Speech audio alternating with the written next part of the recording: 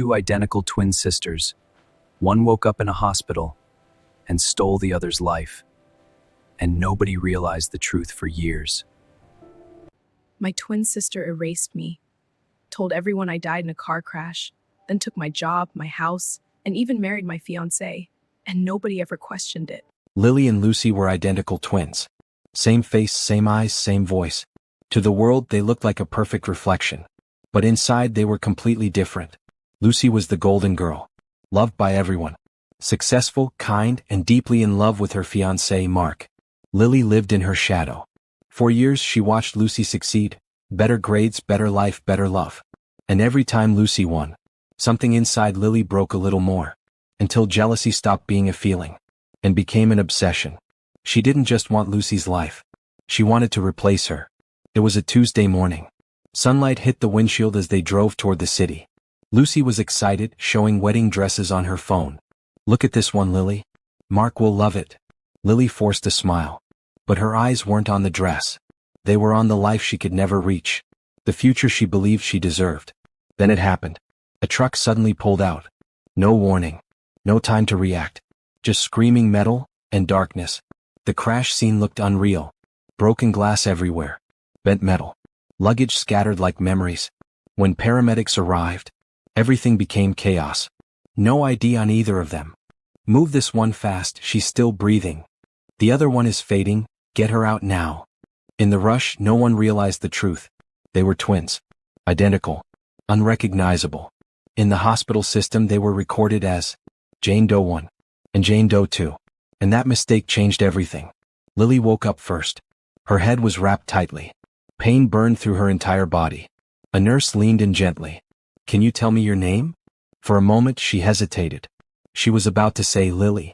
Then she saw it. A diamond engagement ring in a plastic tray beside her bed.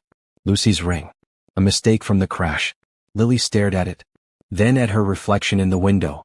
Something inside her snapped. Pause. A breath. Then a lie was born. "I'm Lucy," she whispered. "I'm Lucy Thompson." And just like that, the mask went on. For 6 months, Lily lived inside a lie. She had to learn how to walk again, but far more important, she had to learn how to become Lucy. Every night, she practiced Lucy's signature on scraps of paper. She studied her voice in memory. How did she say hello? Soft or confident? Fear never left her. One mistake could expose everything. She avoided her parents, claiming memory loss. No calls. No contact. Just silence. Waiting for her body to heal. And her new identity to fully form. While she recovered, Lily sent a letter home. It carried a lie that shattered everything. She wrote that Lucy survived. But Lily had died in the crash. Her body was destroyed. Nothing remained. Her parents collapsed under grief. They held onto old photos, mourning a daughter who was still alive nearby, trapped in a coma. Lily watched from afar. She watched them cry for her own name. Then she attended a memorial service. Black veil over her face. Silent tears falling for a sister she had betrayed. And in that moment, her real identity disappeared completely.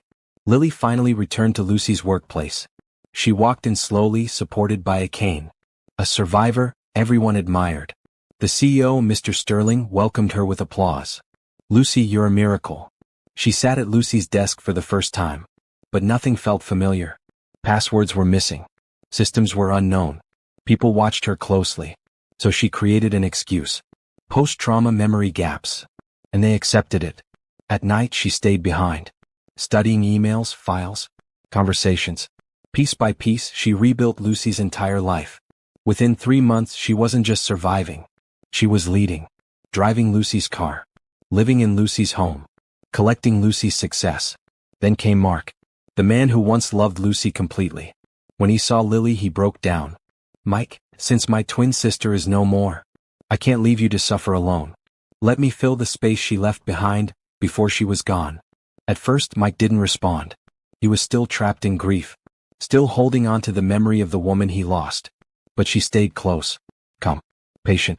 Always there when he needed comfort. And slowly, something inside him began to shift. The pain didn't disappear. But her presence started to replace it. Day by day. Line by line. He stopped seeing her as a replacement. And started seeing her as someone new. And without even realizing it, Mike began to love her. A year passed. Lily mastered the role completely. She convinced Mark their old bond was gone and a new beginning was necessary. They held a grand garden wedding. Bright lights, music, smiles everywhere. Her parents attended, hiding grief behind forced happiness. Mark looked at her and said softly, "You're even more beautiful than Lucy." Lily smiled. But inside she felt victorious. She had the wealth, the love, and she believed nothing could reach her anymore. The real Lucy was forgotten, or so she thought. Far away in a large, neglected hospital, Jane Doe too finally opened her eyes. It was Lucy. She had been trapped in silence for nearly 2 years, unable to speak, unable to move, but she could hear everything. One day she overheard staff talking about a Lucy Thompson, who survived a crash and got married. Her heart shattered inside her chest. Married? But I'm here. Confusion turned into panic. Weeks passed in painful recovery. Then she forced her voice out. I am Lucy. Her words were weak, broken. The doctor gently responded. I know. You've been through a long sleep. Rest now. But Lucy knew. Something was terribly wrong. Dr. Eris began noticing inconsistencies. Her fear. Her certainty. Her reaction to the name Lucy Thompson. It didn't match someone imagining things. So he ordered a secret DNA test. Days later the results arrived. He froze. The woman in the city records was not Lucy, but the patient in his care was. To confirm his fear, he showed Lucy a photo. It was Lily's wedding. Lucy stared at it. Her sister. Her dress. Her life. Her fiancé. Her breath broke. A scream filled the room. She stole everything from me. Tears streamed down her face. She left me to disappear. The doctor told her, stop crying. You should thank God you're still alive. It's been more than 3 years. You were unconscious and nobody even knows where you came from. You need to take it easy. Lucy didn't wait. Only determination. She took a taxi, offering her last valuables as payment. When Lucy arrived home, the entire house was celebrating. It was her sister's baby naming ceremony. Music was playing, people were laughing, everything looked happy. But inside Lucy, everything was breaking. Inside, Lily sat laughing beside Mark. Wine in her hand. Confidence in her eyes. Their parents raised a toast to Lucy's happiness. Lucy stood outside for a moment, then pushed the door open. Everything stopped. Silence filled the room. Her mother dropped her glass. It shattered on the floor, like the life Lily had built on lies. Lily suddenly saw Lucy at the ceremony and screamed, "She's a ghost. She died." But Lucy stepped forward and said calmly, "Lily, I'm not dead. I'm alive. You're a wicked sister. We had an accident, you knew where I was, but you told everyone I was dead. But thank God I survived.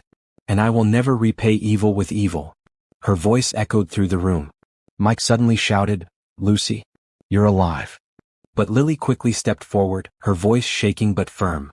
"We searched everywhere, we looked for her in every hospital. I told you she died. Nobody ever found her body." Silence filled the room. Lucy stood frozen. Her breath stopped. Her eyes widened, like the world had just collapsed in front of her. Then a deep cry broke out. Not just sadness, but shock, betrayal, and pain all at once. For the first time he saw clearly. Lily collapsed. Her strength disappeared. She dropped to her knees, shaking. "I only wanted a better life. I was always nothing. Always second." Her voice broke as she revealed everything. The accident deception. The identity switch. The lies at work. The fake death letter. Silence filled the room. Her parents sat frozen, overwhelmed by shock, grief, and disbelief. Mike stood there completely confused. "I don't know what to do." Then Lucy stepped forward. Calm, but firm. "Mike, you don't need to be confused. You've already moved on, you're with my twin Lily and you even have a child now. There's no need to come back." Mike's eyes dropped. He realized nothing could be fixed the way it was. Everything he believed felt destroyed. He tried to reach for Lucy, but hesitation stopped him. The connection was gone. When Lucy's parents finally discovered the truth, they broke down on their knees. They grabbed her hands, crying, "Lucy, please forgive us, we didn't know. We love both of you. These past 2 years, we haven't had peace." Lucy stood still, shaken but silent. Then slowly, she forgave them. At the same time, the school authority confirmed everything. Lily had been exposed. Her position was taken away. All documents, benefits, and property linked to her were seized. Everything she stole was returned to Lucy. And for the first time in years, Justice was finally done. 1 year later, everything changed. The company where Lucy once worked finally discovered the truth and called her back. They returned everything she lost: her job, her house, her car, and all her rights. Slowly, Lucy rebuilt her life. She worked again, stronger, wiser, and more determined than before. 12 months later, life smiled at her again. She met a good, wealthy, and kind man who truly valued her story and strength. They fell in love and got married. And before long, they welcomed a baby boy into their family. Now Lucy lives in peace, after everything she survived. Thank you so much for journeying through this tale with me. If this story touched your heart, please give it a like, share it with someone who needs to hear this wisdom, and subscribe to join our growing family of storytellers. Your support truly means everything. I'd love to hear from you. Which part of the story resonated with you most? And let me know which part of the world you're watching from. I read every comment and they truly keep me going. See you in the next story. I love you all. God bless you. Bye.